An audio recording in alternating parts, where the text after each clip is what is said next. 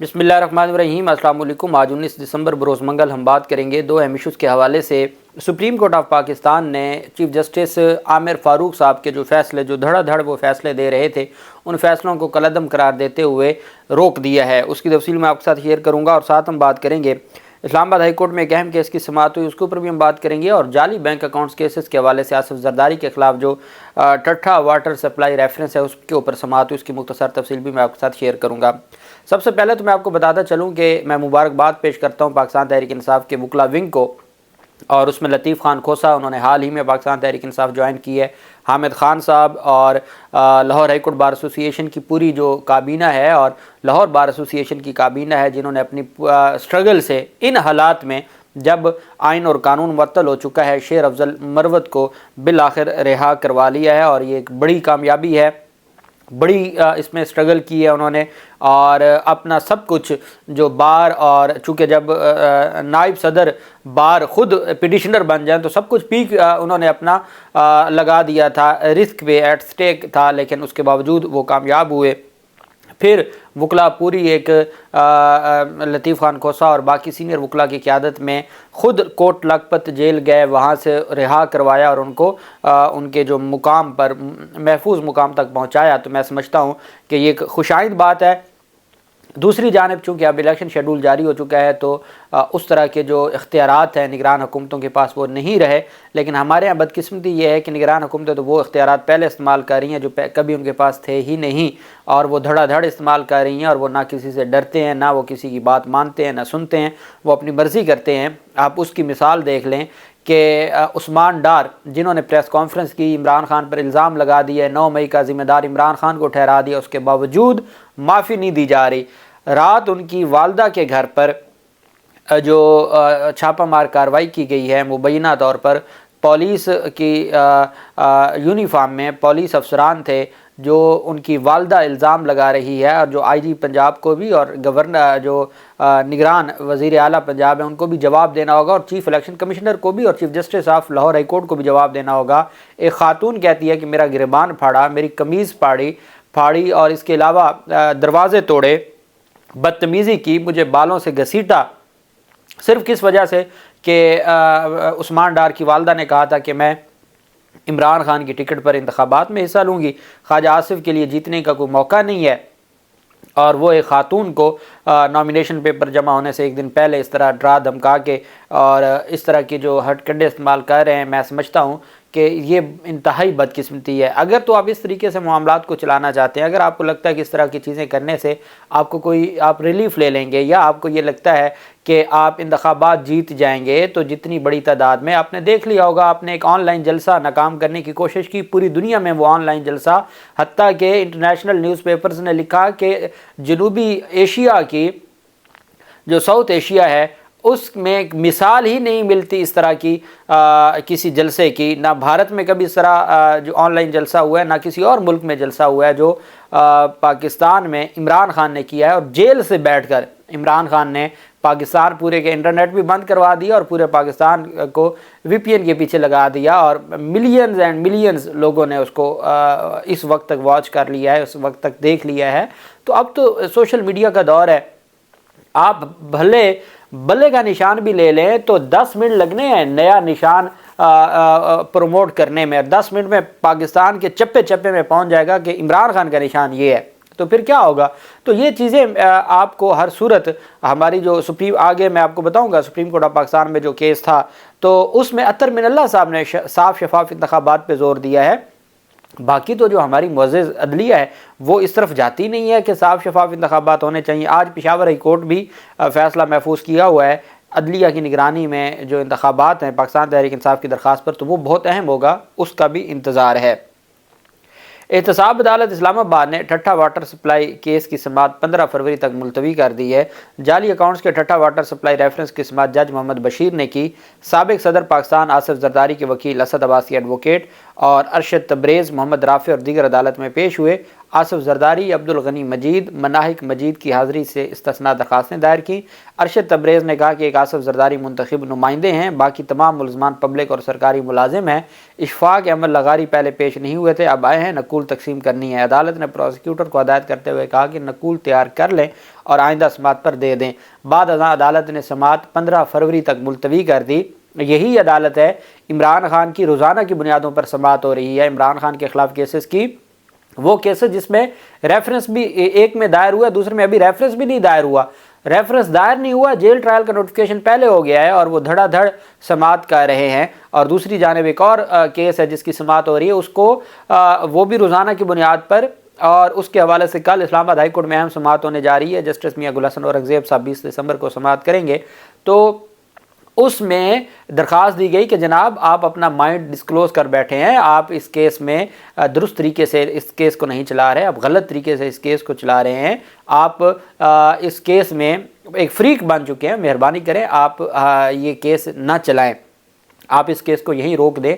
تو وہ درخواست خارج کر دی۔ روزانہ کی بنیاد پر خفیہ جو ٹرائل ہے اس کو جاری و ساری ہے، اور کسی کو بات کرنے کی اجازت نہیں ہے، کسی کو اس کے اوپر اس کی کارروائی بتانے کی اجازت نہیں ہے، نہیں تو ڈائریکٹ ایک سخت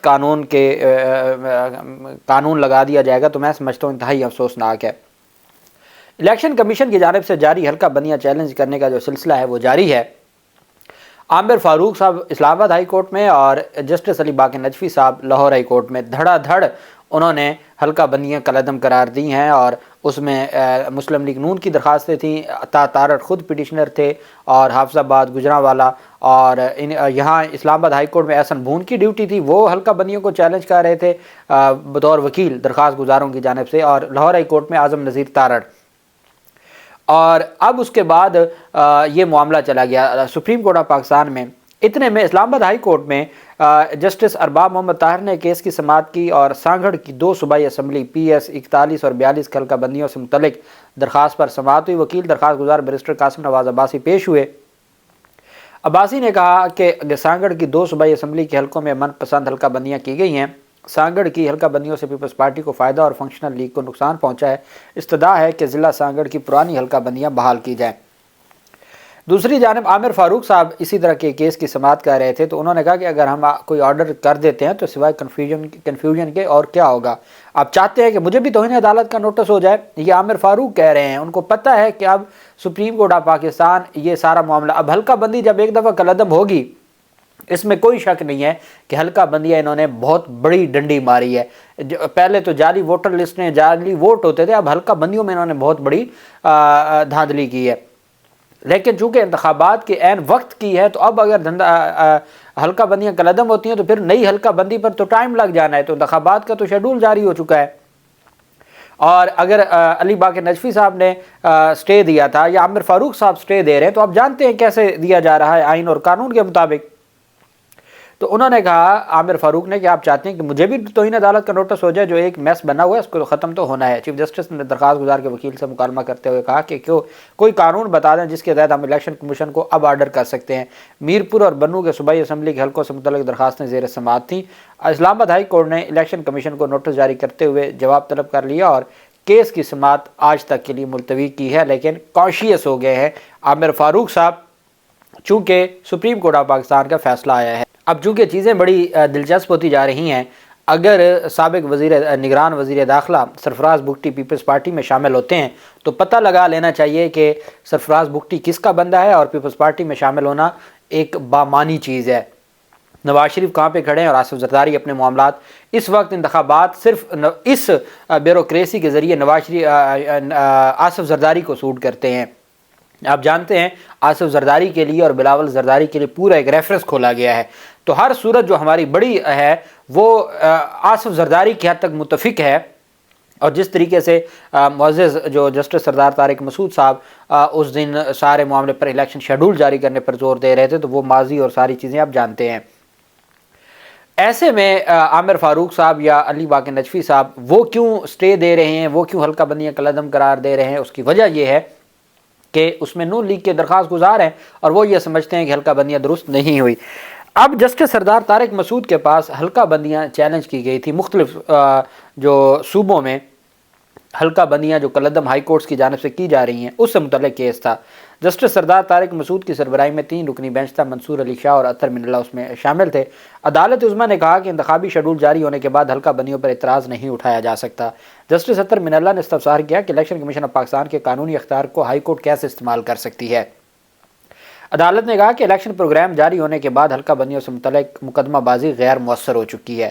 جسٹس منصور علی شاہ صاحب نے ریمارک دیا کہ کسی انفرادی فرد کو ریلیف لینے کے لیے انتخابی عمل کو متاثر نہیں کیا جا سکتا، ہمیں اس حوالے سے لکیر کھینچ کر حد مقرر کرنی ہے۔ اطہر من اللہ نے کہا کہ اگر اس درخواست پر فیصلہ دیا تو سپریم کورٹ میں درخواستوں کا سیلاب امڑ آئے گا۔ جسٹس اطہر من اللہ نے کہا قائم مقام چیف جسٹس سردار طارق مسعود نے کہا کہ سمجھ نہیں آتی سارے کیوں چاہتے ہیں کہ الیکشن لمبا ہو، الیکشن ہونے دیں۔ جسٹس اطہر من اللہ نے ریمارک کیا کہ جب الیکشن شیڈول جاری ہو جائے تو سب کچھ رک جاتا ہے۔ الیکشن کمیشن کا سب سے بڑا امتحان ہے کہ 8 فروری کے انتخابات شفاف ہوں۔ یہ اطہر من اللہ صاحب شفاف کا لفظ استعمال کر رہے ہیں، اس کے علاوہ اور کسی نے شفاف کا لفظ استعمال ہی نہیں کیا۔